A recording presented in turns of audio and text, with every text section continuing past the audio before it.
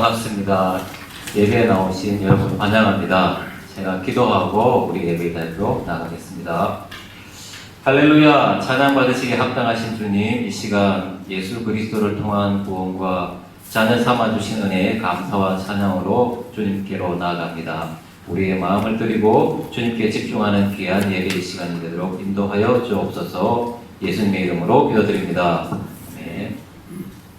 하나님께서 항상 우리와 함께 하신다고 약속을 해주시는데, 오히려 우리가 하나님이 우리와 함께 계신 것을 인정하지 못하고 믿지 못하는 때가 많은 것 같습니다.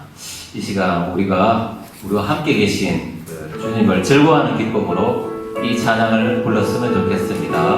너의 하나님 여호와가 찬양하시겠습니다.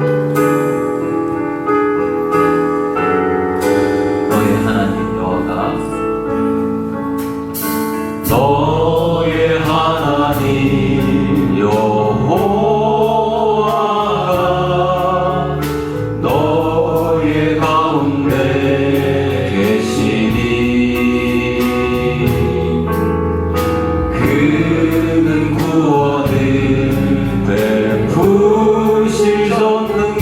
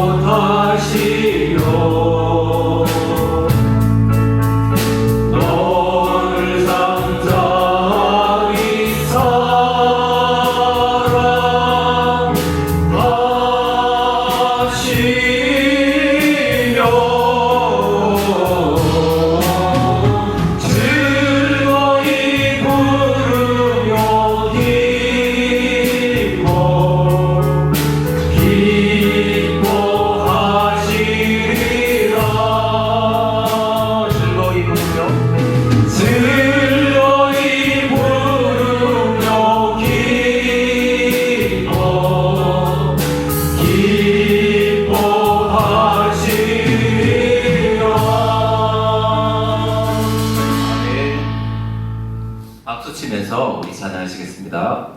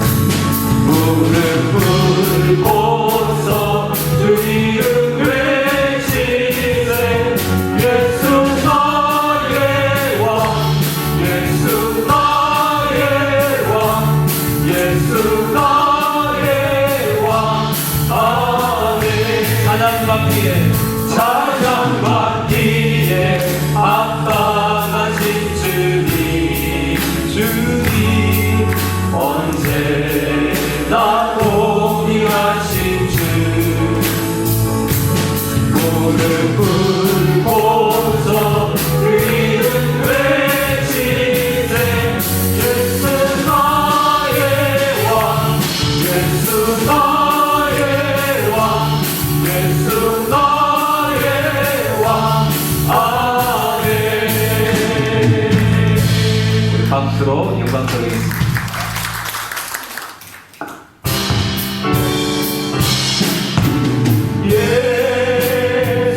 예수는 그리스도, 예수는 주, 하나님의 영으로 경배. 다같이 자리에 주시고 주님을 찬양드리겠습니다. 지존하신 주님 믿음 앞에 모두 무릎 꿇고 다 경배해. 거룩하신 주님 보좌 앞에 엎드려 절하세.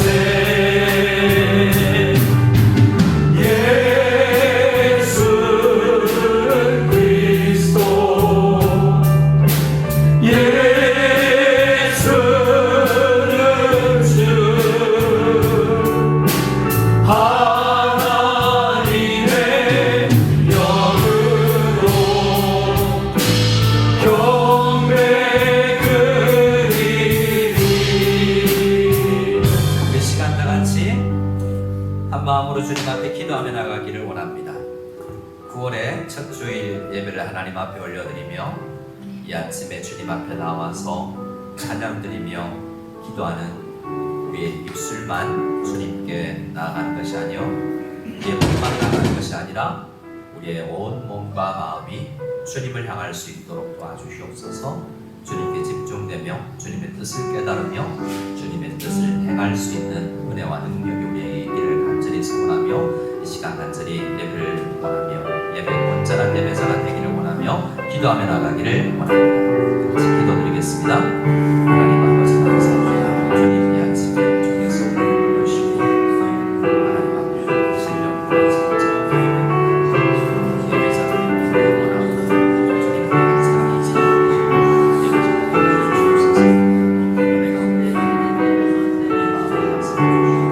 말씀하여 주셔서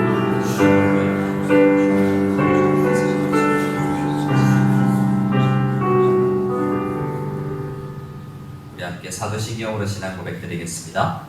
전능하사 천지를 만드신 하나님 아버지를 내가 믿사오며 그 외아들 우리 주 예수 그리스도를 믿사오니 이는 성령으로 잉태하사 동정녀 마리아에게 나시고 본디오 빌라도에게 고난을 받으사 십자가에 못 박혀 죽으시고 장사한 지 사흘 만에 죽은 자 가운데서 다시 살아나시며 하늘에 오르사 전능하신 하나님 우편에 앉아 계시다가 저리로서 산자와 죽은 자를 심판하러 오시리라. 성령을 믿사오며 거룩한 율법에와 성도가 서로 교통하는 것과 죄를 사하여 주시는 것과 몸이 다시 사는 것과 영원히 사는 것을 믿사옵나이다. 아멘. 우리 함께 찬송가 22장으로 하나님 앞에 영광 돌리겠습니다. 만유의 주 앞에 힘차게 찬양드리겠습니다.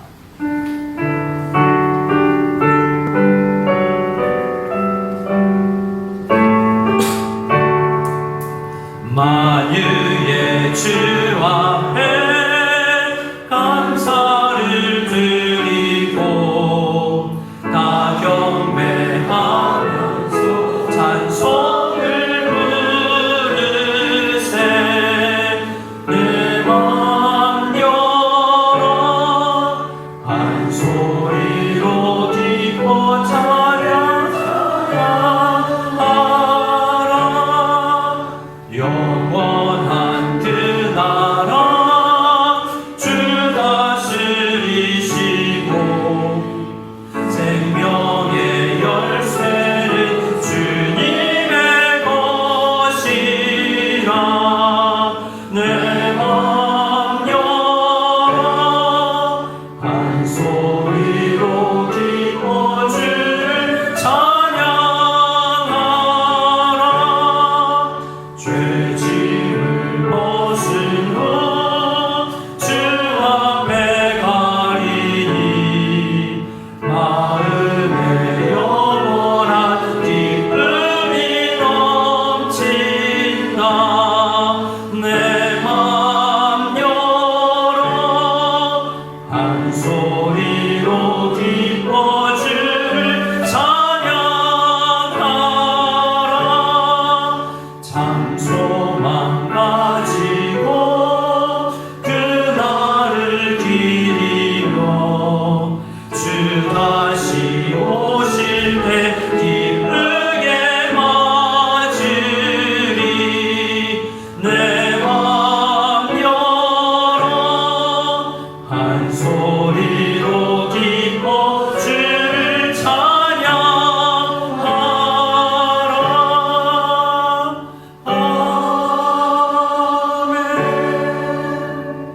아멘. 우리 시간 우리 모두를 대표해서 윤은숙 권사님 기도해 주시겠습니다. 모두 다 자리에 앉아 주시기 바랍니다.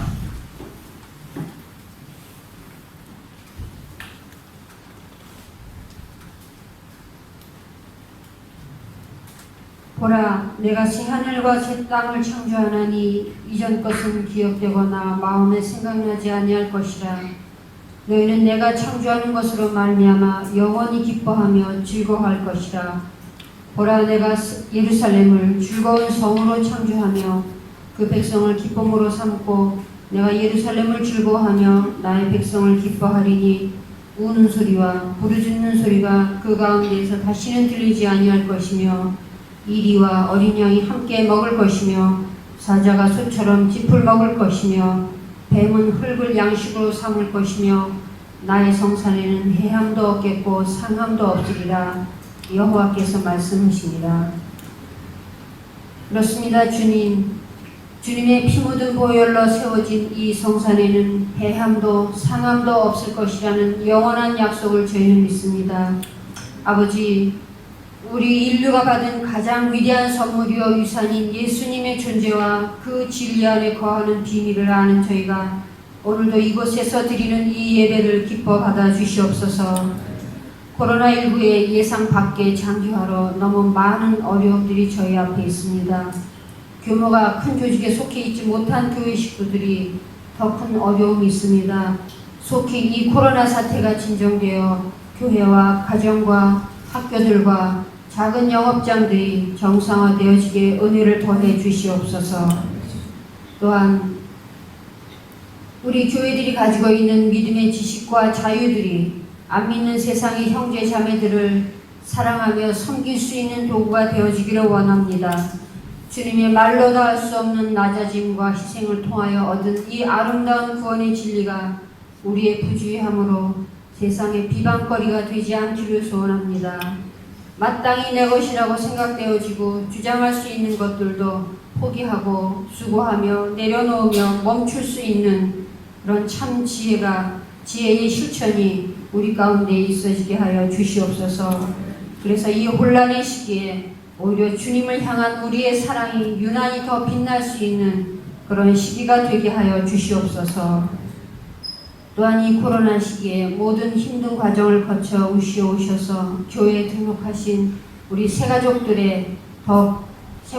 위해 더 큰 은혜로 함께 하여 주시길 기도합니다. 정상적인 예배와 주일에 점심 식사 등을 통한 귀한 교제가 없음에도 교회를 찾아 등록하시고 새가족 교육을 수고로이 받으시는 그 모습들에 주님의 큰 축복이 더하길 기도합니다. 이번 주부터 다시 시작되는 여성 구역 모임 위에도 큰 은혜가 있기를 기도합니다. 이를 위해서 애쓰실 16분의 여성 구역장님들의 헌신과 그 수고 위에도 주님의 위로와 축복이 있기를 기도합니다. 오늘도 김 선생님을 통하여 선포되어질 주님의 말씀이 우리의 신비에 새겨짐으로 이 공의의 말씀들이 우리의 삶의 현장에서 성실히 그리고 지속적으로 실천되어질 수 있도록 우리에게 은혜를 더해 주시길 간절히 기도합니다.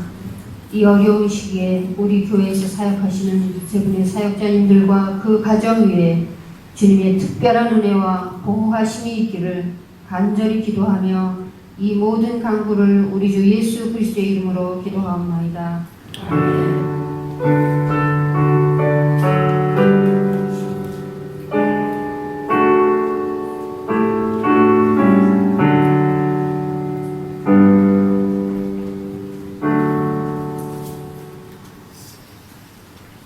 우리 함께 찬송 드리실 때 찬송가 264장 정결하게 하는 셈이 우리 함께 찬양 드리며 준비한 예물을 하나님 앞에 올려드리겠습니다.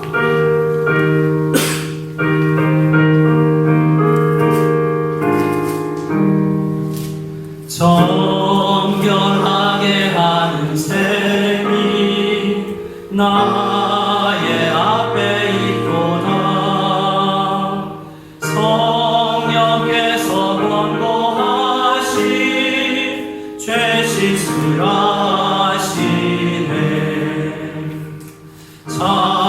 찬양하리 찬양하리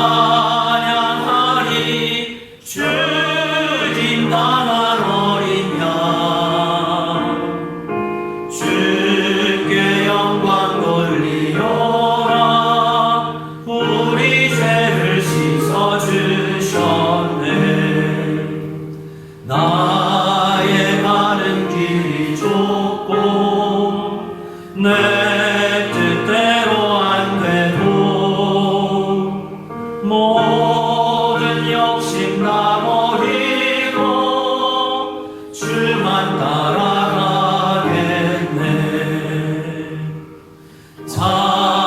찬양하리 찬양하리 주님 나란 어린 양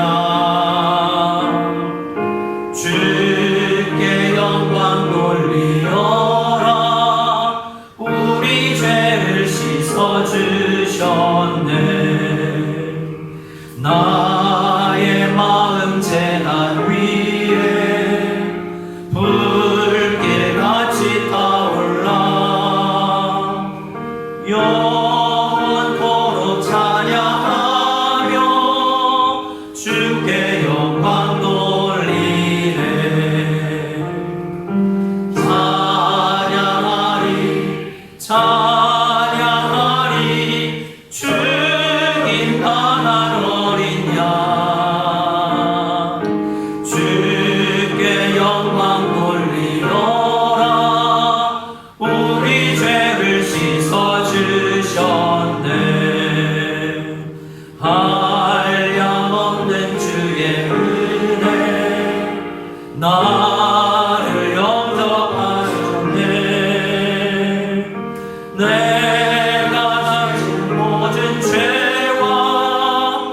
범을 용서하셨네. 찬양하리 찬양하리 죽임 당한 어린 양 주께 영광 돌리어라. 우리 죄를 씻어주셨네. 성부 하나님께 영광, 성자 예수께 찬양, 성령님께 또한 영광 모두 올려드리세. 찬양하리 찬양하리 죽임 당한 어린 양 주께 영광 돌리어라. 우리 죄를 씻어주셨네.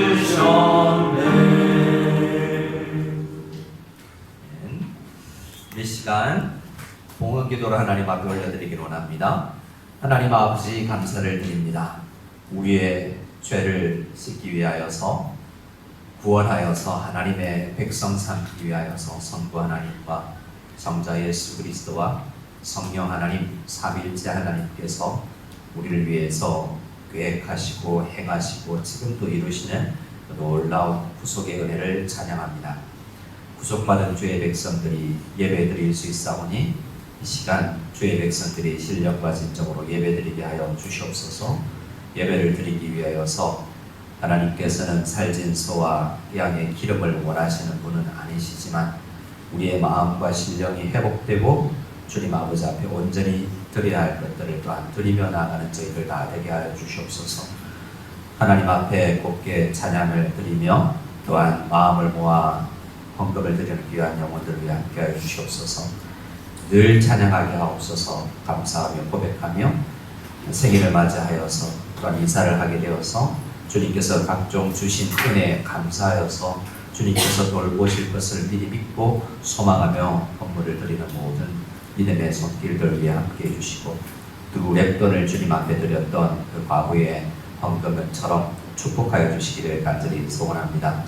우리 교회가 이 물질로 인하여서 하나님의 백성으로서 하나님의 교회로서 잘 성장하게 해주시며 이 물질을 통하여서 또한 하나님의 나라가 확장되는 선교와 구제와 전도에 사용되어지는 놀라운 은혜가 있게 하여 주시옵소서. 우리 교회 자체와 외부와 하나님께 영광 돌리는 데 물질도 사용되며 수종되는 모든 손길들 위해 축복하여 주실 줄 믿사옵고 살아계신 우리 구주 예수 그리스도의 이름으로 축복하며 기도드리옵나이다. 아멘. 우리 앞뒤적으로 한번 인사했으면 좋겠습니다. 이렇게 인사하겠습니다. 예수님의 이름으로 축복합니다. 네, 감사합니다. 주보 교회 소식을 참고해 주시면 감사하겠습니다. 가급적이면 이제 현장으로 조금씩 나아가려고 하고 있고요. 또 위챗으로 최대한 전하는 것보다 네이버 카페를 통해서 내용들을 다운받아서 사용할 수 있기를 원합니다. 물론 VPN이 있어야 되는 것이긴 하지만 구역 안에서 혹시 VPN이 잘 안 되는 분들을 위해서는 서로 도와주시고 함께 네이버 카페를 잘 활용해 주시고 또 새로 오셔서 등록하시고 새 가족 얼굴들이 올라가고 있으니까 얼굴들도 확인해 주시고 여러분들도 또 글도 남겨주시고 좋은 글도 올려주시면 좋겠습니다. 9월 모임 한 달은 우리가 또 2주씩 계획하기로 했죠. 오늘까지 우리가 오후 2시 모임을 시기로 했는데요. 오늘 저희들이 부서장 회의를 하여서 다음 주 그리고 또 2주를 계획하겠습니다. 그래서 오늘 광고는 드리지 못하겠지만 구역장님들을 통해서 오늘 혹은 주중에 주초에 광고를 드릴 수 있도록 하겠습니다.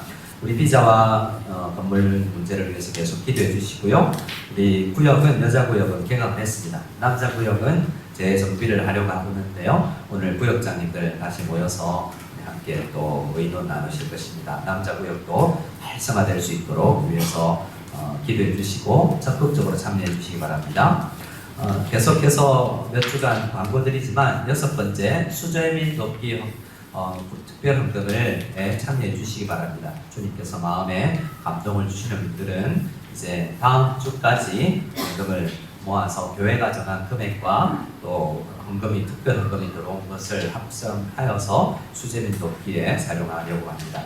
다음 주까지 잘 참여해 주시면 감사하겠습니다. 이 코로나 기간 가운데서도 세 번째로 새가족 모임을 가지게 되었습니다. 오늘 한 9분 오셔서 오후에 모임을 가질 텐데요. 여러분 새가족들도 잘 정착할 수 있도록 도와주시고 구역에 배치될 때 잘 환영해 주시면 감사하겠습니다.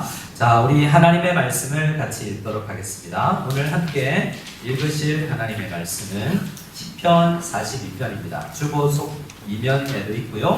우리 PPT를 통해서도 확인할 수 있습니다. 우리 시편 42편입니다. 우리 주보를 보실 분들은 3번에 해당되는 말씀에 기록되어 있는 1절과 2절 말씀을 우리 같이 한 목소리로 천천히 읽겠습니다. 같이 읽겠습니다. 하나님이여 가슴이 시냇물을 찾기에 갈급함 같이 내 영혼이 주를 찾기에 갈급하니라. 내 영혼이 하나님 곧 살아계시는 하나님을 갈망하나니 내가 어느 때에 나아가서 하나님의 얼굴을 배울까. 아멘. 우리 이렇게 한번 인사하고 말씀을 시작하겠습니다. 하나님을 갈망하시기 바랍니다. 하나님을 갈망하시기 바랍니다. 여러분 오늘은 우리가 사실 웨스트민스터 소요리 문답을 중심으로 말씀을 나누고 있는데요.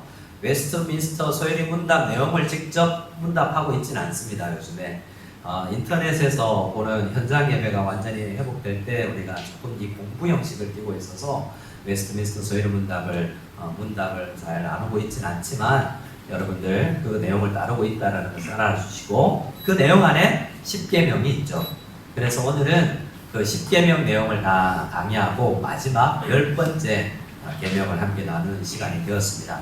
10계명 말씀을 함께 묵상하면서 적어도 저는 다시 한번 하나님의 마음을 깨닫게 되었는데 여러분들도 또 혹여나 10계명에 대해서 다시 한번 확인을 하기를 원하시는 분들은 수요 예배에 또 장우영 목사님께서도 최근에 10계명을 함께 나누었습니다. 그래서 저의 말씀과 장 선생님 말씀을 잘 활용하셔서 다시 복습도 하고 하셨으면 좋겠습니다. 오늘은 10번째 계명, 제10계명입니다. 사진을 한 장 보여드릴 텐데요. 인터넷에서 예배를 드리는 분들은 Boys Be Ambitious라는 영어를 치면 나무 위키에 이런 사진이 뜹니다. 홋카이도, 일본에 가면 홋카이도라는 데가 있죠. 홋카이도, 삿포로 이런 데가 있습니다. 한 10년 전에 일본 목사님들, 홋카이도 목사님들 세미나가 있어서 저도 한번 참여해서 강의를 했던 적이 있는데요. 그때 이곳을 지나가 봤습니다. 이 동상이 보이죠?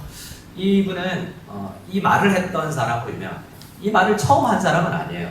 그런데 이분이 일본의 선교사, 원래는 선교사라기보다 홋카이도에서 이 유명한 농학자를 초청해서 홋카이도 농대의 농학교에 교수로 초빙을 했는데 이분이 크리스찬이었어요. 열심히 가르치기도 하고 그리고 선교도 하여서 일을 마치고 고국으로 미국으로 돌아가면서 마지막으로 이 학생들에게 한 말이 Boys be ambitious. 우리는 소년이여 야망을 가져라. 소년이여 꿈을 크게 가져라. 이런 식으로 번역을 하기도 했죠.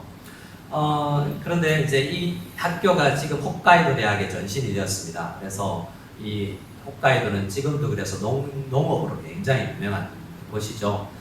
이분을 동상을 보고 그 길을 찾으려고 너무 많은 사람들이 학교를 찾아오기 때문에 이 동상은 전망대로 옮겼어요. 학교 외부로. 그런데 우리 이 사람 윌리엄 클라크라는 이 선교사는 윌리엄 클라크 스미스 클라크라는 사람의 이름을 잘 모르지만 또 그 사람이 홋카이도에서 교수 생활을 했다는 것도 잘 모르지만 제가 어릴 때는 학창 시절에는 Boys be ambitious 선생님들도 자주 이야기했고 웬만한 영어 책이나 책들에도 많이 나오는 문장이었어요. 우리나라는 이 단어 ambitious 꿈을 가져라, 독수리가 되라, 1등 해라 이런 것들에 굉장히 소중한 가치를 두었던 나라 같아요. 그래서 1등 되기 위해서 큰 꿈을 꾸기 위해서 야망을 가지기 위해서 많이 노력했고 저 또한 이 말에 도전을 받아서 열심히 하려고 했던 것도 기억이 납니다.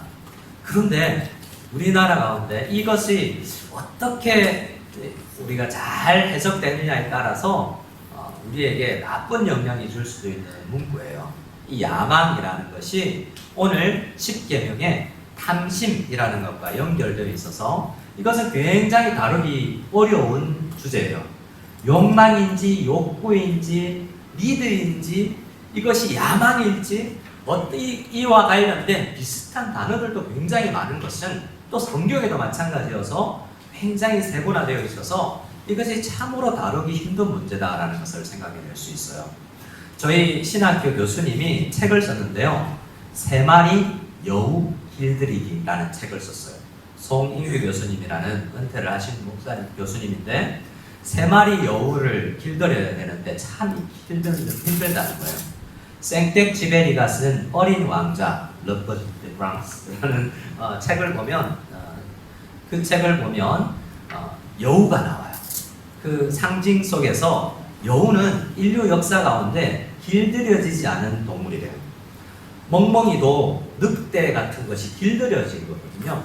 이 세상에는 아직도 길들여서 가축화할 수 있는 게 있고 가축화할 수 없는 동물들이 있습니다. 대표적인 게 여우라는 거죠. 그래서 우리 속에 이 여우같이 참 길들이기 힘든 게 있다는 거예요. 이것은 비슷한 단어들인데 야망, 그분이 이야기하기로는 자기 속을 평생 교수로 신학교 교수로 살면서도 여전히 야망이라는 문제가 다루기 힘들다. 또 야망이 있다 보니까 이것이 비교가 되는 의식이 생기고 또한 교만하게 되고 또 시기하게 되는 마음들이 생기더라라고 하면서 이 비슷한 탐심이라는 주제를 한 책을 써낸 것을 보게 돼요. 그만큼 오늘 제10계명은 어떻게 보면 굉장히 선해 보일 수도 있지만 우리에게 악한 영향력을 끼칠 수가 있다라고 생각을 하면서 조심해서 다룰 필요가 있습니다. 다음 PPT를 볼까요? 연관어. 우리나라는 어떤 사람이 책을 썼는데 어떤 교수님이 크리스찬이 아니에요. 욕망공화국이라는 단어를 쓰면서 우리나라만큼 욕망 덩어리 나라가 잘 없더라라는. 세상 사람들은 다 욕망이 있습니다. 근데 우리나라는 욕망을 부추기고 우리 속에 있는 그 야망을 부추기는 국가라는 거예요. 그래서 우리나라의 그 욕망의 내용을 살펴보면 국회에서 일어나는 인사청문회 가끔 있죠. 보면 이 위장 전입이나 다운 계약서나 이런 거 안 쓴 사람이 별로 없어요. 그래서 청문회를 웬만큼 이 문제, 땅 문제, 이 부동산 문제로 통과할 만한 사람을 찾기가 굉장히 어려울 정도로 그렇게 높은 도덕성을 추구하게 되는 요구되는 자리에도 우리나라 사람들 가운데 많은 사람들이 그런 욕망을 가지고 있더라라는 거예요. 어떤 사람은 그냥 자연의 일부인 땅을 사랑하기 때문에 가졌습니다. 뭐 이런 말도 하기도 했던 걸로 유명하죠. 어떻습니까? 우리나라는 인구 대비 성형이 전 세계 1위래요. 뭐가 1위라고요? 성형. 네. 요즘에는 가끔 TV를 봤더니 대놓고 이게 코를 만지면서 이거 새로 그냥 이 게스트들이 막 이야기를 하더라고요. 어울리지 않아. 떼놓고 싶어. 뭐 이렇게 요즘에 옛날에는 숨기고자 했던 거지만 요즘에는 연예인들이 성형수술을 하는 것은 그냥 미덕 중에 하나로 치부될 정도입니다. 이뻐지고자 하는 욕망 누구나 있죠. 하지만 그것을 실현시키기 위해서 돈을 투자하는 나라가 우리나라라는 거예요. 중국 사람들에게 한국 사람이다 그러면 가끔 듣습니다. 너네 나라는 그렇게 성형을 많이 한다며? 혹시 너도 했냐? 뭐 이렇게 물어보기도 해요. 우리나라가 그만큼 이뻐지고자 하는 욕망에 있어서는 전 세계에서 1위다라는 것이 웃고 싶은, 또한 슬픈 그런 이야기도 합니다.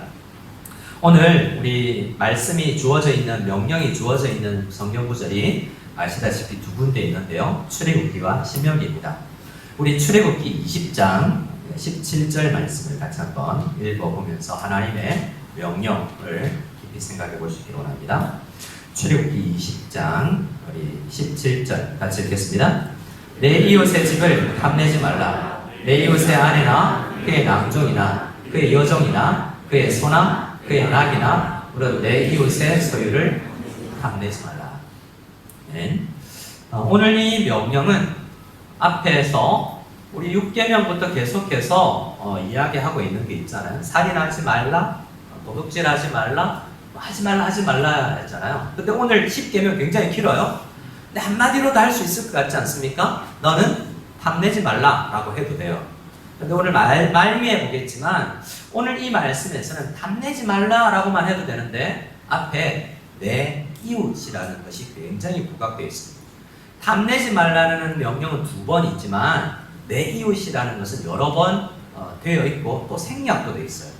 그래서 탐낸다고 할 때 이것이 이웃과의 어떻게 연관이 있는 부분이 있는지도 우리는 살펴봐야 되겠습니다. 우선 우리 탐내지 말라라고 할 때 탐내는 게 뭐지? 라고 한번 생각해 볼 필요가 있어요. 다 알죠? 우리에게 다 있으니까. 근데 그것을 조금 더 분석해 볼 필요가 있습니다. 탐심이라는 것은 내 것이 내 소유가 아닌 다른 사람의 소유인데 그것을 강제로라도 빼앗아서 내 것으로 삼고 싶은 마음이 탐심이에요. 그냥 좋다라고 생각하는 게 아니라 저걸 빼앗아서 강제로라도 폭력적으로라도 내 것으로 만들고 싶은 마음이 탐심이라는 거예요.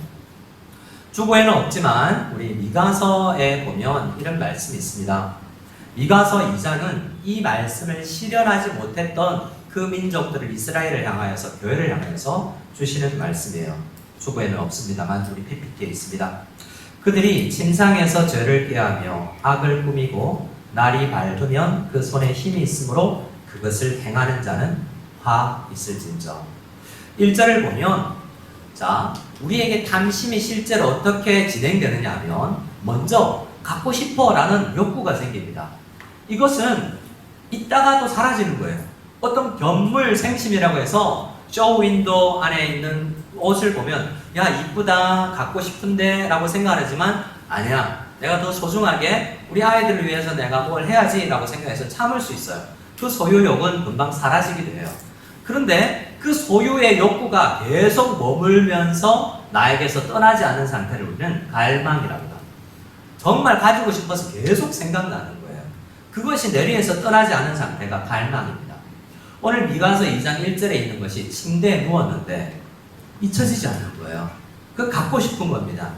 그런데 그것 갖고 싶은 마음이 드는 것까지도 또 어떻게 보면 있을 수 있으나 그 다음에 우리는 뭘 하냐면 저걸 갖기 위해서 어떻게 해야 되지? 계획을 세웁니다. 그 계획의 단계가 이제 여기 미가서 2장 1절에서는 꾸미고라고 되어 있습니다. 꾀하여 꾸미고 공부하고 하나님께서 주신 두뇌로 남의 것을 어떻게 빼앗을 수 있을까 작전을 생각한다는 전날 밤부터 그리고 그것을 꾀하여서 지혜가 있고 내 손에 그것을 행할 수 있는 내 작전과 계획을 행할 수 있는 힘이 있기 때문에 실제로 가서 행하는 것, 이 행하는 단계까지 가는 것이 실행의 단계까지 갔을 때 우리는 죄라고 이야기하는 거예요. 세상 사람들은 소유욕, 갈망, 계획까지를 죄라고 하지 않아요. 그것은 알 수 없기 때문이죠. 마음속에서 다 일어나는 것이기 때문에 그것을 벌할 수 있는 방법 없습니다. 그런데 마지막 단계, 실행의 단계까지 가면 그것을 벌할 수 있죠. 그래서 우리가 살펴본 6계명, 7계명, 8계명, 9계명은 다 마지막 단계까지 간 것이라고 할 수 있어요. 오늘 10계명은 그 6, 7, 8, 9계명이 일어나기 전에 우리 속에서 일어나는 내면의 현상을 이야기하고 있습니다. 모든 것이 그래서 10계명은 다 연관되어 있지만 이 10계명이 그래서 이 잘 되어야만 오히려 6, 7, 8, 9계명이 잘 지켜질 수 있다라고 생각할 수 있습니다. 그런데 이스라엘 백성들은 성도들임에도 불구하고 이 마음을 다스리지 못해서 그 사람의 집과 다른 사람의 산업을 강탈하여서 자기 것으로 삼는 교묘하게 남이 모르게 그것을 강탈하는 사회가 되었었던 적도 있다라는 것입니다. 그래서 우리 주님은 우리 속에서 어떤 물건의 문제가 있는 게 다이아몬드에 가방에 명품 가방에 시계에 자동차에 문제가 있는 게 돈 자체에 문제가 있는 게 아니라 이 문제는 내 속에 있는 거예요.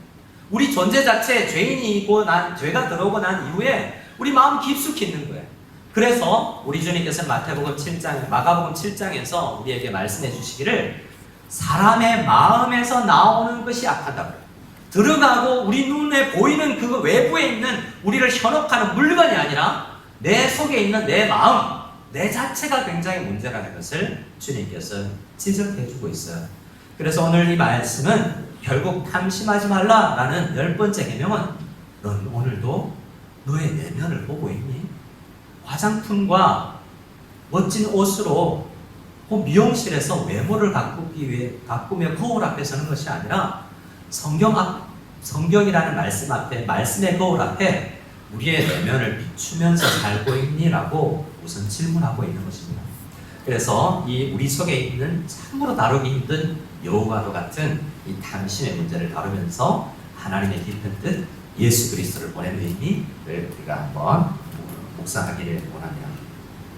자, 우리 2번 한번 읽어볼까요? 자, 2번을 한번 같이 읽어볼 수 있기를 원합니다. 시작!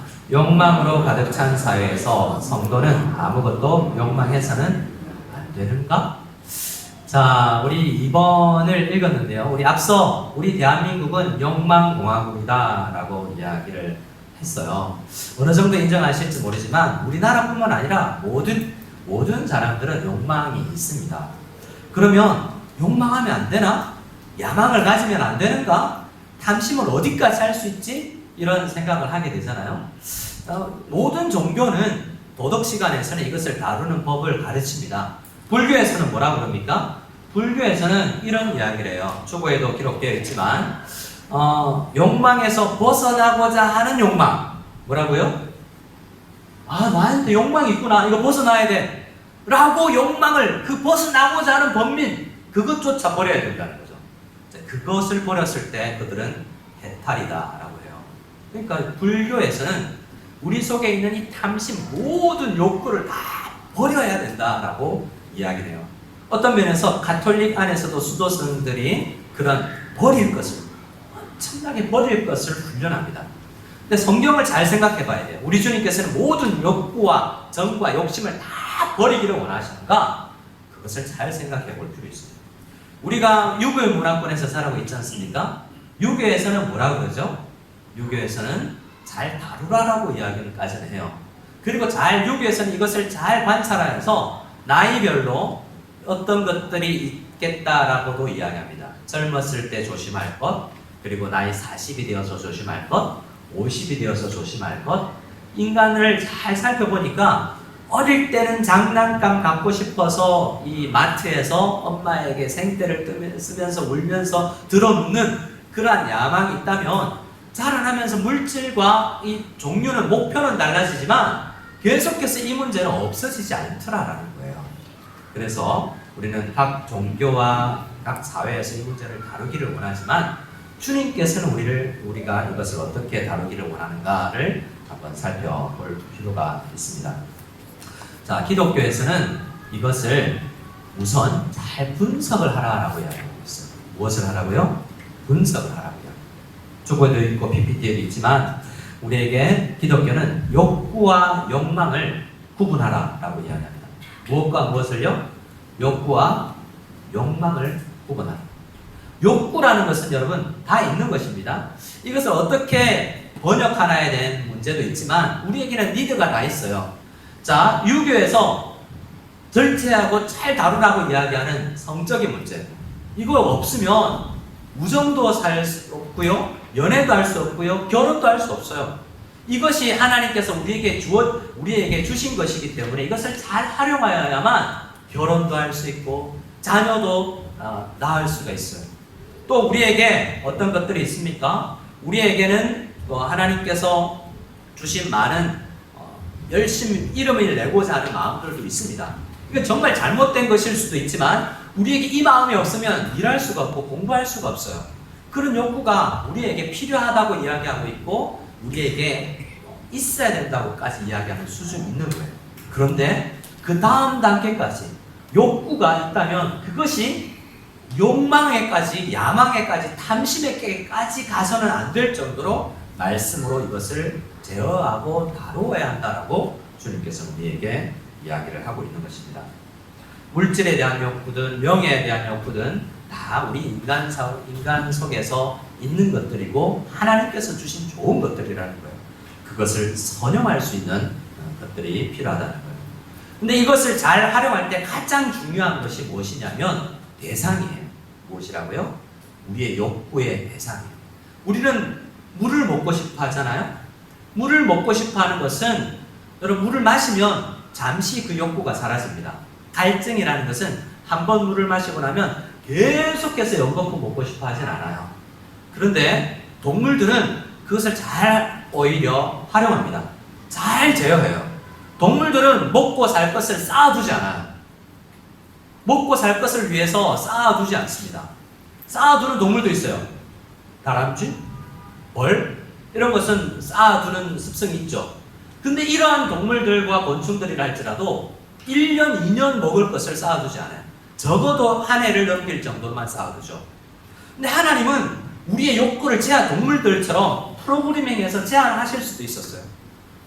만약에 그랬다면 선악을 알게 하는 나무를 보고 탐스럽다라고 이야기하는, 여기서 하지 말라라고 탐내지 말라고 할 때 똑같은 것이 그 하와가 바라볼 때, 이 선악을 알게 하는 나무를 바라볼 때 탐스럽게 하는 나무가 보인다라고 할 때 그 마음이거든요.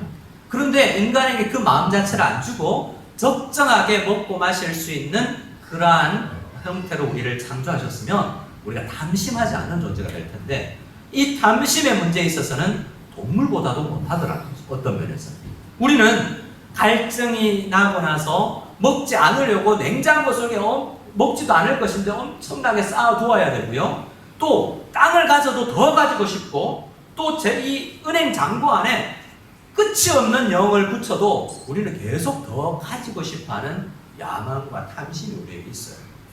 그런데 우리 주님께서는 그러한 탐심을 잘 생각해 볼 때, 너는 지금 무엇을 향해서 탐심을 내고 있느냐, 무엇을 그토록 갈망하고 있느냐라고 질문했지. 내가 지금 가장 가지고 싶어하는 게 뭐지? 내가 정말 늘 가져도 또 가지고 싶어하는 그것이 뭐지? 라고 질문해 볼 필요가 있습니다. 나이별로 다릅니다. 그것을 발견하고 그것을 찾아보면서 내가 이만큼 멀리 떨어져 있구나라는 것을 측정해낼 수가 있어요. 오늘 우리 말씀 시편 42편의 말씀에서는 이렇게 우리에게 말씀을 주고 있죠. 시편 42편 말씀에서는 이 시편 기자는 욕구의, 갈망의, 탐심의 대상이 세상 것이 아닌 것을 보게 됩니다. 우리 42편 1절, 2절을 다시 한번 같이 읽어볼까요? 시작. 하나님이여, 사슴이 시냇물을 찾기에 갈급함 같이 내 영혼이 주를 찾기에 갈급합니다. 내 영혼이 하나님, 곧 살아계시는 하나님을 갈망하나니 내가 어느 때 나가서 하나님의 얼굴을 배울까? 자, 오늘 시인은 시편 42편을 기록하고 있고 고백하고 있는 시인은 무엇을 탐하고 무엇을 갈망하고 있죠? 하나님을 갈망하고 있죠. 하나님, 나는 여전히 오늘도 하나님을 갈망합니다. 그렇잖아요. 이것은 성도들이 탐심하지 말라라는 명령을 잘 다루었을 때 최종적으로 우리가 누릴 수 있는 축복이에요. 모든 명령은 그랬지만 부정적으로 하지 말라라는 명령 형태로 주어졌지만 적극적으로 오히려 우리에게 무엇을 하라라는 명령이기도 하다라는 것을 우리가 수차례 확인해 왔지 않습니까? 탐심하지 말라라는 명령은 무엇으로 귀결되느냐?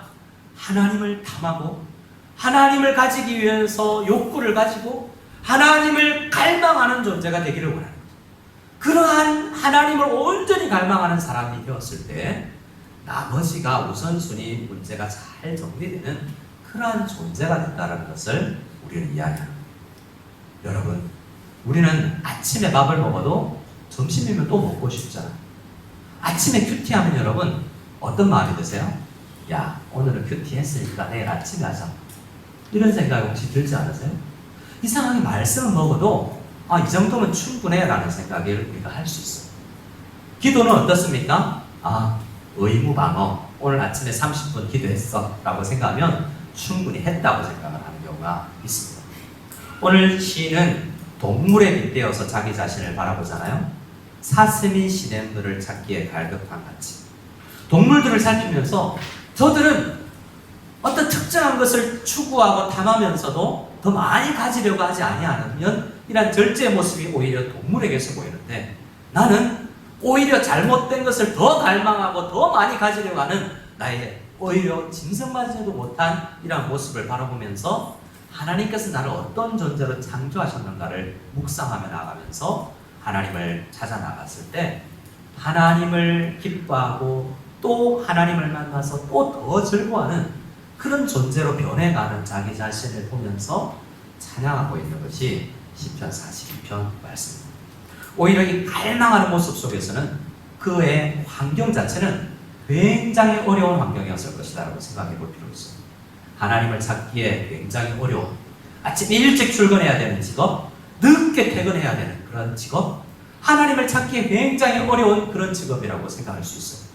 잠시, 그래서 제가 아는 어떤 청년은 점심시간을 가까운 곳에 커피숍이 있는데 가장 가까운 커피숍에서 잠시 빨리 커피 한 잔 시켜놓고 샌드위치 먹으면서 혼자 성경을 읽고, 조금 창피한 일이지만 회사에서 그런 걸 못하기 때문에 잠시 점심시간 30분을 통해서 찬양 기도하고 성경 보고 들어온다라는 이야기를 들었습니다.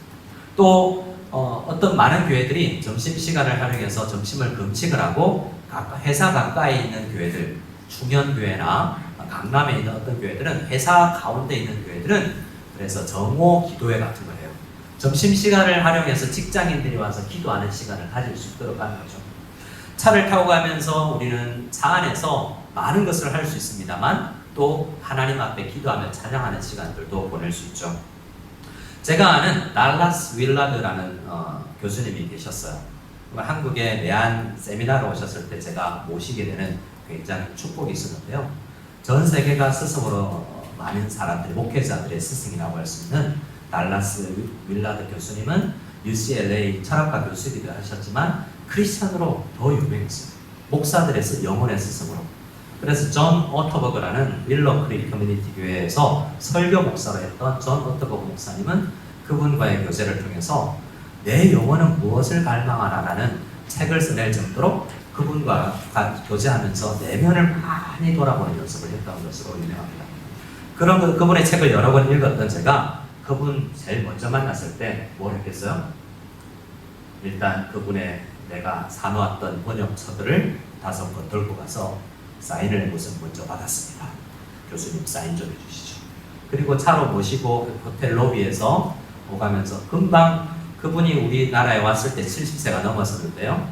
12시간 이코노미 타고 오셨을 때 물어봤어요. 교수님, 이렇게 비행기 가운데에서 힘들지 않으셨습니까? 라고 물어봤더니 이 젯렉이라는 게 있습니다. 그것을 없었습니까? 물어보면 나는 비법이 있대요. 어떻게 하십니까? 일단 금식을 한대요. 12시간 비행기 안에는 금식을 하고 또 뭘 합니까? 암송을 한대요. 그리고 성경 암송, 그 다음에는 기도를 합니다.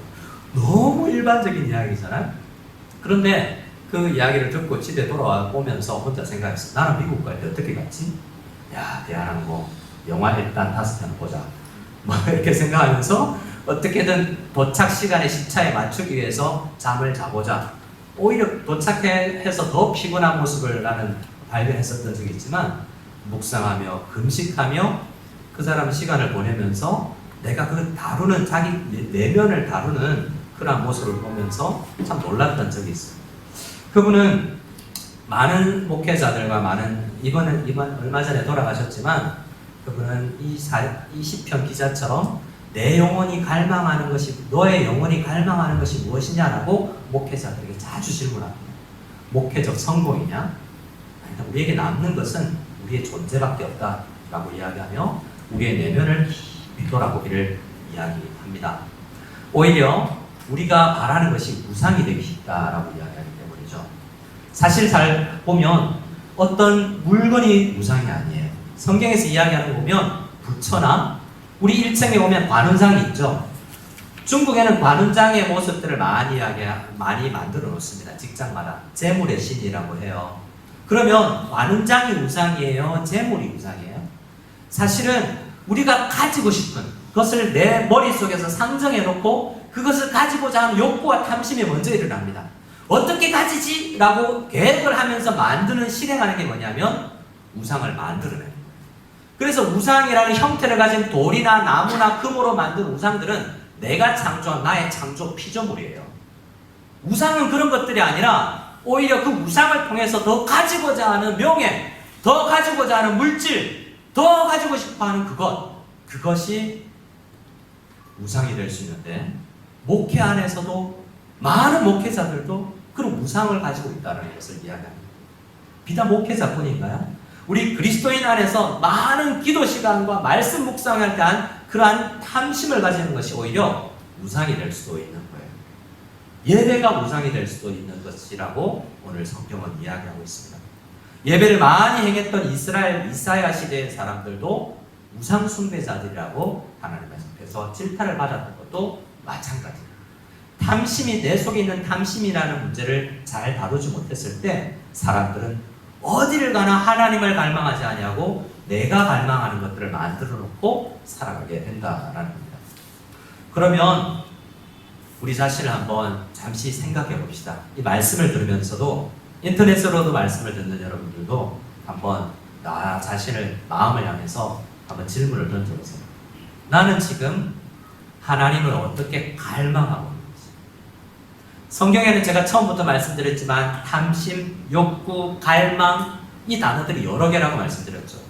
시편 42편 이 말씀에도 여러 단어가 사용되고 있는 것입니다.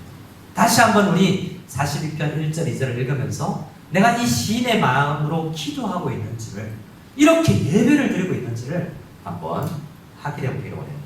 시편 42편 1절 2절을 같이 읽습니다. 시작. 하나님이여 사슴이 시냇물을 찾기에 갈급함같이 내 영혼이 주를 찾기에 갈급하니이다. 내 영혼이 하나님 곧 살아계시는 하나님을 갈망하나니 내가 어느 때에 나아가서 하나님의 얼굴을 배울까. 앞서 말씀드린 이제는 저는 유명한 사람 만나도 쌓인 잘 안 만납니다. 저는 한때 책을 사면 앞서 이야기한 것처럼 유명한 사람들 만나면, 저자를 만나면 사인 받는 게 그렇게 좋은 거예요. 나중에 뭘 하려고 그러느냐 생각해 보니까 나 이 사람 안다? 나 이 사람 만났다? 나 이만큼 대인관계가 넓은 사람이야? 라는 것을 자랑하고 싶어하는 내 마음이 있더라고요. 그 책 속에서 충분히 그것을, 그분이 이야기하는 것을 충분히 받아들이면 되는데 나는 더 나아가서 자랑하고 싶은 마음까지도 내 속에서 일어나더라.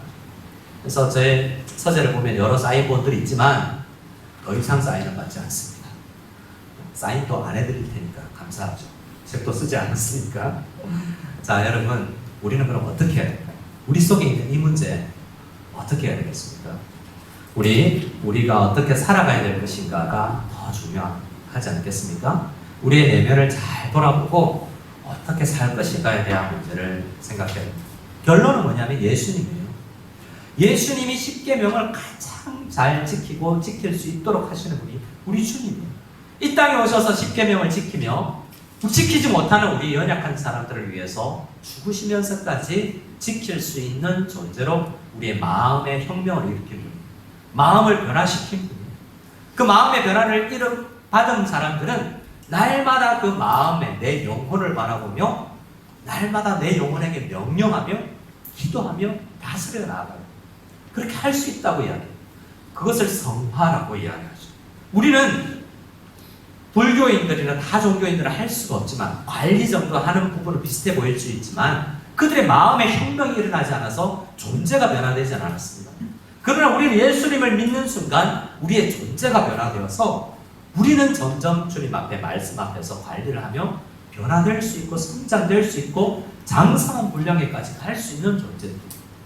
그러나 저 자신도 그렇지만 수십 년 신앙생활을 해오면서 많이 이 부분을 다스리지 못하고 자라나지 못한 모습을 보게 되면서 우리는 다시 한번 결단하려고자 합니다. 우리는 무엇을 해야 되는가? 우선 저를 한번 따라해 주시기 바랍니다. 나오지 않은 1, 2, 3번 중에 나오지 않은 거예요. 저를 따라해 주시기 바라요. 우선 회개해야 합니다. 회개해야 해요. 하나님만을 갈망하지 않고 하나님께서 버려라 라고 한 그것들을 그토록 갈망하고 어떻게 가지지라고 계획하고 있는 나 자신을 회개해야 됩니다. 시편 42편을 지나서 51편을 가면 다윗이 엄청나게 하나님께서 원하지 않은 이웃의 것을 탐하고 가지고자 했어요. 시편 우리 10계명을 극도로 어긴 사람이 시편 51편의 다윗이고, 사무엘하 11장에 우리아의 아내 밧세바를 탐하였고 어떻게 가질까를 계획했고 사람을 보내어서 자기가 가진 권력을 이용해서 그 여자를 부러워서 이렇게 하나님 앞에 죄 짓는 데까지 나아간 장면이 사무엘하 11장에 기록되어 있어요. 그것을 바라보면서 나단 선지자가 그릇된 탐심이었으며 이 욕구가 갈망이 되고 계획을 넘어서 실행까지 간 그 다윗을 바라보면서 탐심의 문제를 잘못 다스렸습니다라고 책망을 했을 때 그는 시편 51편에서 가장 먼저 보였던 그 현상이 회개라는 거죠. 주님, 내 속에 정한 영을 창조해 주시고 내 안에 정직한 영 새롭게 하여 주셔서 내가 구원의 즐거움, 하나님을 갈망하고 하나님을 온전히 찬양하고 하나님 속에 거닐었고 하나님과 동행했던 그때에 가졌던, 그리고 그때 물질을 바라보고 사람을 바라보고 이웃 모든 것들을 바라봤을 때 정리정돈되었던 나의 마음의 자세가 회복될 수 있기를 원합니다라고 회개 기도를 하며 나가는 것을 보게 되죠. 그래서 오늘 우리는 담내지 말라라는 명령 앞에서 우리는 우선 회개해야 할 필요가 있습니다. 첫 번째는 자, 우리 같이 반가로 1번을 한번 읽어볼까요? 시작. 광고의 홍수 시대에 욕망을 바로 다루는 연습을 하라. 우리 주보의 셋째 페이지를 보시면 우리 인터넷으로 예배드리는 분들은 네이버 카페에 가면 주보를 다운받을 수 있으니까요. 세 번째 페이지에 가면 읽을 거리가 있습니다. 이 부분에 대해서 잘 광고의 홍수 시대, TV가 이데올로기로서 우리에게 많은 가치관을 주입하는 시대에 살아가는 우리가 어떻게 살아갈 것인가. 이 글은 교회가 이것을 다루는 연습을 하라는 거예요. 어떻게 TV가 우리에게 계속 욕구를 가져라. 더 욕구해도 된다. 땅을 사도 돼. 우리를 욕구를 자극하는 이 TV에서 어떻게 대항해서 나는 TV 광고를 분석하고 저것은 나의 어떤 심리를 자극하는 것이야 라고 함께 TV 광고와 프로그램을 PPL 같은 것들을 우리가 분석하면서 드라마나 이것을 볼 수 있을까를 연습할 필요가 있다고 이야기해요. 아이들한테 우선 이런 거 하자 그러면 꼭 그렇게 봐야 돼? 우선 즐기면 안 돼? 뭐 이렇게 이야기합니다. 우선 즐기더라도 우리는 그것을 분석해낼 필요가 있잖아요. 영화 보고 나서 아이들하고 그것을 분석해낼 필요가 있잖아요. 뭐 어떤 이런 거 있지 않습니까? 이 얼음왕국에 엘사 나오는 게 뭐죠? 그거 그 여자가 주인공인, 대체적으로 이 세상에서는 남자가 주인공인 사회들아 영화나 여자들은 이쁘게 옷 입고 그냥 키스 받고 살아나는 그런 도구로 비춰지다가 이제 이런 영화나 달라지고 있어요. 결혼도 안 해도 되고 그 영화에서는 결혼 안 해도 돼요. 여자가 주인공이고 난 다 할 수 있다고 이야기하고 어떤 트렌드가 있긴 해요. 그런 것들을 잘 분석해보면 어떤 사람은 동성애나 이런 문제까지도 그곳에서 이야기를 도출해내기도 합니다. 우리 그리스도인들은 그냥 멍하니 즐기면서 프로그램을 보라고 이야기하잖아요. 공중의 권세 잡은 자들이 어떻게 보면 어떤 목사님은 바른 해석인지는 몰라도 공중파를 장악하고 유튜브를 장악한 이런 것인지도 몰라요. 그래서 아미쉬라는 미국에 있는 그런 한 종교 집단은 전화도 두지 않아요. 왜냐하면 전화선을 통해서 마귀가 들어온다고 생각해요. 그럴 정도로 관리를 하는 거죠. 그처럼 살아서는 안 되겠지만 우리는 이 시대에 그리스도인으로서 이 파도를 막을 수는 없지만 유명한 릭 워렌 목사님의 말이 있어요. 파도는 일으킬 수도 없다. 부흥과 관련돼서 이야기하는 것이지만 그러나 파도를 탈 수는 있다라고 이야기해요. 우리 그리스도인들은 적극적으로 나가서 이걸 당장 막을지는 못하더라도 이 욕망에 꿈틀거리는 세대에서 파도 위에서 그것을 잘 빠지지 아니하고 탈 수 있는 비결을 유튜브 속에서 많은 좋은 것들이 있지만 더 많은 것들은 악한 것들이거든요. 그것에서 어떻게 구별하여서 우리가 잘 취사 선택을 할 수 있는가에 이 훈련을 교회 차원에서 할 필요가 있다라고 이야기해요. 그래서 제가 이 부분에 전공자는 아니지만 여러분 유튜브를 통해서 찾아본다면 권장희 소장이라는 분이 이 놀이연구원을 하면서 크리스찬들이 어떻게 대중매체를 접근할 것인가라는 것을 강의하는 분들이 있습니다.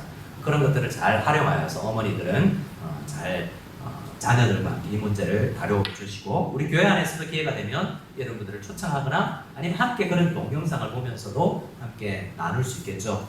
탐심하지 말라 할 때 나 탐심 안 가졌어 라고 만족할 게 아니라 내가 이거 어떻게 다루고 있지? 질문하는 거죠. 그런 세미나를 하거나 부모가 노력을 할 때 그것을 잘 지키는 것이다 라고 할 수 있겠습니다. 두 번째입니다. 두 번째 2번 같이 방가로 2번 같이 읽겠습니다. 시작. 자족하는 삶을 연습하고 실천하라. 디모데전서 6장 우리 말씀을 같이 읽어보겠습니다. 시작. 그러나 자족하는 마음이 있으면 경건은 큰 이익이 되느니라. 우리가 세상에 아무것도 가지고 온 것이 없음에 또한 아무것도 가지고 가지 못하리니 우리가 먹을 것과 입을 것이 있음즉 족한 줄로 알 것이니라. 구하려 하는 자들은 시험과 홀무와 여러가지 어리석고 해로운 욕심에 떨어지나니 곧 사람으로 파멸과 멸망에 빠지게 하는 것이라. 돈을 사랑함이 일만하게 뿌리가 되나니 이것을 탐내는 자들은 미혹을 받아 믿음에서 떠나 많은 근심으로써 자기를 찔렀더라. 성경은 많은 구약 성경은 특별히 사람들 아브라함, 모세, 다윗, 솔로몬 이런 사람들을 통해서 그 내면에 있는 모든 것을 드러냅니다. 아브라함 속에 있는 아내를 팔고자 하는 마음, 다윗 속 내부에 깊이 있는 욕망과 탐심 다 고발해요. 이렇게 성경처럼 이 내면을 다 드러낸 책이 없어요. 사람의 심리. 나도 내면을 모르는데 성경은 전도서를 보세요. 우리 속이 얼마나 이 세상을 바라보면 비관적이 될 수 있고 낙관을 버리는 사람이 될 수 있는가도 우리 내면 깊숙한 것을 실제로 보여주는 책이 구약이라면 그것을 이용해서 구약을 이용해서 사도 바울과 많은 사람들은 이렇게 다시 한번 명령형으로 우리에게 줍니다. 다시 구약 성경 잘 읽으며 너의 내면도 비추어 보라라고 말이죠. 어떻게 합니까? 가난한 자들은 자족할 수 있어야 된다라고 이야기해요.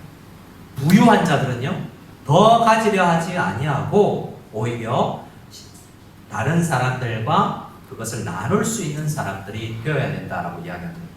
돈이 문제가 아니라 돈을 사랑하는 탐심이 우상이라고 이야기하고 있는 거죠. 그래서 우리는 자족하는 우리 하나님께서 우리 굉장히 어려운 거죠. 도대체 어느 순간에 자족해야 된다. 그 굉장히 어려운 문제라고 미리 말씀드렸고 평생을 다루어야 되는 부분이에요. 많은 사람들이 이것을 다윗도 한 부분 물질 부분을 해결했으나 또 다른 부분에 넘어지기도 합니다. 평생 이것을 다루어 나가야 되는 것이기 때문에 우리는 하나님의 명령 오늘 이 상황에서 자족하는 것이 어느 수준인가를 또 연습하고 질문하고 하나님의 말씀 앞에서 실천해보는 그러한 과정이 필요한 거죠. 그래서 오늘 나의 상황에서 자족하는 것들 그런 연습이 필요합니다. 3번 마지막으로 우리 세 번째 우리의 적용 포인트를 한번 생각하고 말씀을 마치겠습니다. 자, 우리 3번 타이틀을 같이 읽겠습니다. 시작. 강도 만난 자의 이웃이 되라. 무엇이 되라? 이웃이 되라. 우리 오늘 말씀 출애굽기 20장 17절 탐내지 말라를 이야기할 때 더 부각되는 것이 있다고 이야기했죠. 내 이웃의 것이에요. 다른 것이 아니라 그냥 주인 없는 것을 탐내면 되는가가 아니라 특별히 탐심을 생각할 때 이웃을 생각하면서 이것을 다루어라라고 우리에게 이야기하고 있는 거예요. 여러분, 이웃이 누구죠? 이웃의 것을 탐내지 말아야 되잖아요. 이웃의 집이든 밭이든 그들의 종이든 무엇이든 이웃의 것이에요. 이웃이 누군지를 알지 못하면 우리가 이 문제를 또 다루지 못하는 거예요. 사실은 이상하게 우리의 탐심은 아무런 무인도 속에서 탐심을 내지 않습니다. 이웃이 없을 때 탐심을 내지 않아요. 여러분 TV 속에서 유명 연예인이 그 핸드백을 들기 전까지는 탐심이 나지 않아요. 이상하죠? 이웃이 무엇을 가지는 순간 탐심이 작동되는 거라는 거예요.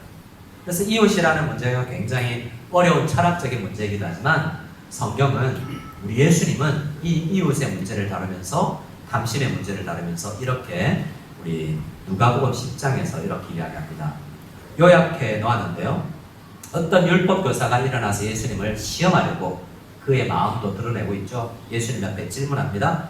선생님, 내가 무엇해야 영생을 얻겠습니까? 라고 할 때 우리 주님께서는 이것저것을 해라 라고 말씀드렸어요. 어릴 때부터 다 했는데요. 그래요? 그래? 그럼 내가 한번 이렇게 너의 하나님 사랑, 이웃 사랑이라고 요약해 주셨어요. 하나님을 사랑하고 이웃을 사랑하는 거라고. 하나님을 사랑하는 것은 이웃 사랑으로 드러나고 이웃을 사랑하는 것을 보면서 하나님 사랑을 확인할 수 있다는 말씀을 주세요. 그러니까 이 율법사가 나도 성경 그만큼은 안다라고 생각하면서도 29절에 자기를 옳게 보이려고 나도 그쯤은 압니다 라고 이야기하면서 이렇게 질문해요. 예수께 여짜오되 그러면 내 이웃이 누구죠? 라고 예수님께 질문합니다. 그때 우리가 잘 아는 예와 이야기를 들려주는 거예요. 강도 만난 사람, 선한 사마리아인의 비유죠. 그 세 사람의 종류, 제사장과 레위인과 또 사마리아 사람 이야기를 하면서 그 이야기를 해주면서 누가 그 사람의 이웃이 되겠느냐라고 예수님께서 역질문을 합니다. 여러분 잘 아시다시피 종교인이죠. 어떤 목사가 지나가는데 고쳐주지 않고 어떤 그 성도가 지나가면서 그냥 상관하지 않고 나 예배 드려야 돼 라고 가면 그를 지나쳐갑니다. 그들도 나름 이유가 있어요. 왜냐하면 이런 강도 만난 자가 죽은 것처럼 보인다는 거예요. 죽은 사람을 만지면 예배를 드리지 못해요. 시체를 만지면 예배를 드리지 못하기 때문에 죽었는지 살았는지 확인을 하고 마침 살았으면 다행이지만 죽었으면 내가 오늘 예배를 못 드리고, 목사는 내가 교회를 오고 있는데 죽었는지 살았는지 모를 사람을 만졌다가 죽었으면 설교를 못하는 거죠. 그런 핑계를, 일종의 핑계입니다만 그래서 그들은 지나쳤어요. 그런 이유를 내렸어요. 하지만 율법은 그것을 뛰어난다고 해요. 죽었는지 차라리 그날 예배를 못 드리라도 이웃을 생각해요. 이웃의 목숨을 소중하게 생각해요. 그날 이 목사 네가 설교 못해도 성도들이 이해를 할 수 있어요. 예배를 그래서 우리가 함께 정상적인 방법으로 못 드리더라도 이웃을 죽었는지 살았는지를 확인하는 단계로 나아가야 된다고 이야기하는 거죠. 그리고 예수님께서는 물어봅니다. 이 율법사의 질문은 누가 내 이웃이에요? 라고 이야기합니다. 당시 유대인들은 이웃이라고 하면 유대인들 사회를 전체로 이웃이라고 생각했어요. 우리는 이웃이라고 하면 아파트, 옆집 이 정도 이웃이라고 생각해요. 한국 사람들의 이웃 개념은 굉장히 좁아요. 그런데 예수님의 이웃 개념은 전혀 그렇지 않아요. 예수님께서 이웃을 사랑하라고 이야기하고 이웃의 것을 탐내지 말라고 했을 때는 뭡니까? 누가 내 이웃이라고 이야기하죠? 길가에서 우연히 교통난 사고 받은 사람, 일면식도 없는 중국 사람, 그 사람도 너의 이웃이라고 이야기하잖아요. 그러나 더 중요한 이웃의 개념이 뭐냐면 그가 내 이웃이 되는 것이 아니라 내가 그의 이웃이 되어주는 것이 중요하다고요. 예수님의 질문을 잘 살펴보시기 바랍니다. 36절이에요. 같이 읽겠습니다. 시작. 내 생각에는 이 세 사람 중에 누가 강도 만난 자의 이웃이 되겠느냐. 질문은 누가 내 이웃입니까? 라고 이야기했지만 예수님의 답은 너는 누구의 이웃이 되어줄래? 라는 청유형으로 끝나는 것입니다. 우리는 저는 내 이웃이니까 사랑하고 아니니까 사랑하지 않고 선을 그으려고 하지만 주님께서는 뭘 이야기합니까? 아파하고 힘들어하고 공고해야 하는 모든 사람을 그를 안타까이 여겨 그의 문제를 감싸주고 이해해주고 기도해주려고 찾아가서 손 내미는 순간 내가 그의 이웃이 되는 것이다 라고 이야기하고 있잖아요. 우리 교회는 이제 여자 구역을 시작했습니다. 구역원들이 구역에 오면요 처음부터 내 속에 있는 모든 문제를 다 내어놓잖아요. 제가 전도사 생활하면서 1년을 있으면 2년을 있으면 3년을 있으면 나타나는 이 고백들이 다릅니다. 중고등부 1년 할 때 아이들이 그 속내를 드러내지 않아요. 2년을 하고 3년을 하면 내가 과거에 어떤 상처가 있었고 부모님으로부터 어떤 아픔이 있었고 학교에 어떤 왕따가 있었는지 아이들이 이야기를 해요. 언제 내가 그의 이웃이 되어주는 겁니까? 이웃이 되어주는 것도 2년, 3년이 걸리는 거예요. 주님께서 탐심하지 말라고 하는 마음속에서 우리는 하나님을 갈망하는 마음에 그걸 바라보고 하나님을 갈망하는 사람들은 그 다른 성도들이 갈망하고 있고 아파하고 있는 그 모습도 보이게 되는 거죠. 저도 다 돌보지 못하지만 우리는 어떤 사람이 되어야 되겠습니까? 우리 구역 안에 돈의 문제로 고민하고 있는 그 갈망과 탐심의 문제도 함께 다룰 수 있고, 연약함과 죄의 문제도 함께 배울 수 있는 그런 이웃이 서로 되는 것이 중요해요. 처음부터 옆에 이사 갔다고 교회에 등록했다고 이웃이 되는 게 아니에요. 이웃은 내가 되어가는 거예요. 그 사람을 생각하면서, 하나님을 생각하면서 이웃을 사랑하며 하나님을 사랑하는 것이죠. 그래서 우리 이 10계명을 생각할 때 우리 1계명과 연결되어 있습니다. 우상숭배를 하지 않는 것이 곧 10계명이고, 우상숭배를 가장 잘 하지 않는 것을 잘 이제 실천하고 10계명을 지키면 이웃을 정말 사랑하고 우상숭배하는 사람들까지도 사랑하며 그들의 마음을 위안해 주려고 하고, 주님께로 그 사람도 주님을 갈망했으면 좋겠다라는 마음을 가지는 선교와 전도의 마음으로도 우리가 변화될 수 있는 것입니다. 그것을 가장 먼저 실천하신 분이 우리 주님이시고 예수님이십니다. 예수님께서 모범을 보여주신 대로 우리는 하나님을 갈망하고 세상 사람들에게 하나님을 갈망하는 법을 가르치고 전파할 수 있는 우리가 다 될 수 있기를 소원하고, 서로에게 이웃이 되어주는 놀라운 은혜가 우리에게 있기를 소원합니다. 우리 함께 찬양하겠습니다. 우리 찬양은 함께 부르기 위해서 우리 찬양팀이 한 달 동안 먼저 부르고 왔었는데요. 몇몇 분들의 반주자들에게 함께 나눠서 오늘을 기대하며, 이 가사가 저는 한 달간 부르면서 가사가 너무 좋아요. 오늘 말씀과 오늘 함께 같이 있는 부분이 있다면, 고달픈 삶에 은혜가 무뎌진다. 그리고 곧 사라질 것에 내 마음을 둔다라는 표현들이 있죠. 그래서 오늘 이 10계명을 마무리하는 마음에서 우리가 10계명 말씀을 통해서 은혜가 회복되고 헛된 것이 아니라 주님을 갈망하고 진정한 것에 우리 마음을 두는 그런 고백을 드릴 수 있는 우리가 다 되었으면 좋겠습니다. 찬양 드리겠습니다.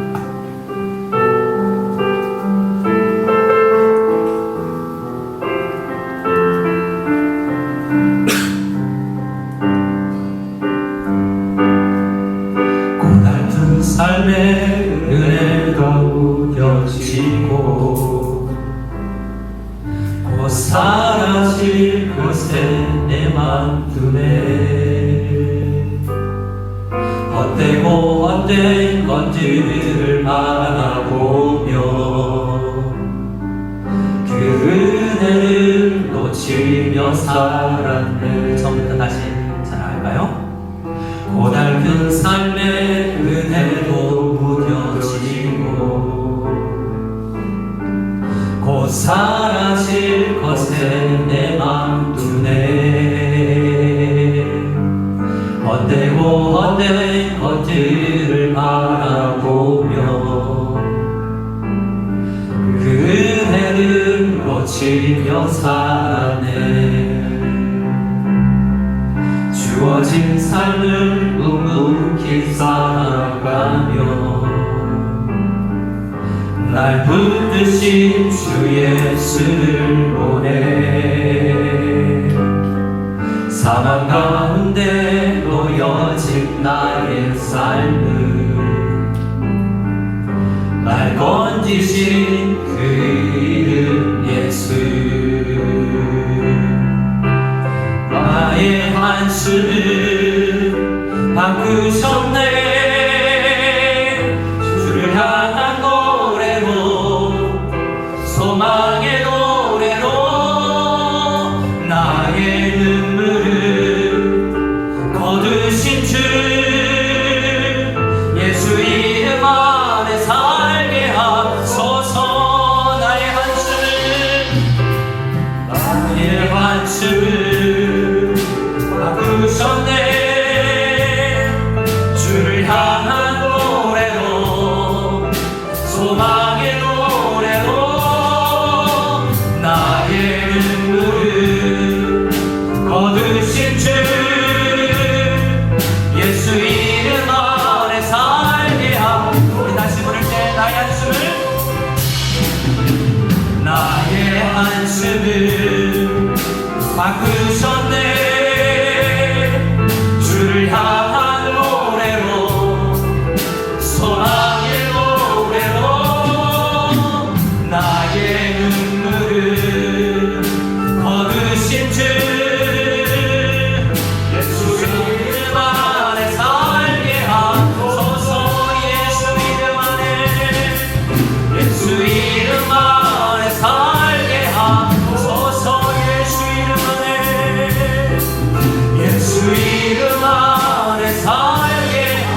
하소서.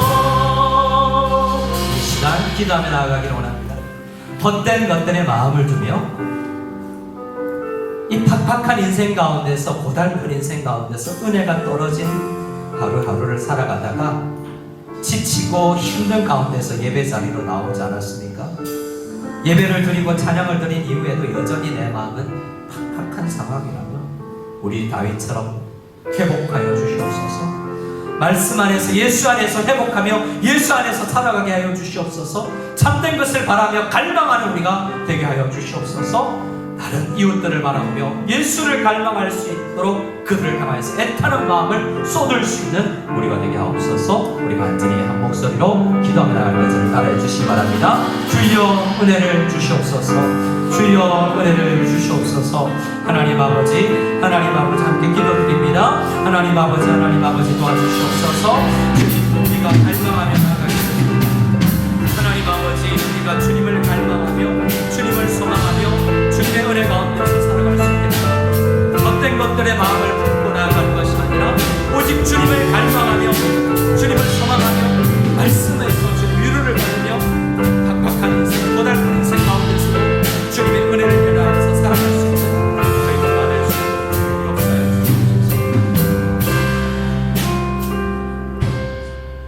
이제는 우리 주 예수 그리스도의 한이 없는 은혜와 예수 그리스도의 아들을 보내신 그 사랑과 성령님의 감화 교통하시고 기도하며 나갈 때 조명해 주시며 인도해 주시는 놀라운 은혜가 말씀을 듣고 탐내지 아니하며 하나님을 갈망하며 이웃을 위해서 우리의 마음을 쏟으며 인생을 살아가고 주님 앞에 변화되고 회복되기를 원하며 나아가는 모든 무성연합교회 성도들 머리 위에 지금부터 영원까지 함께 계실지어다.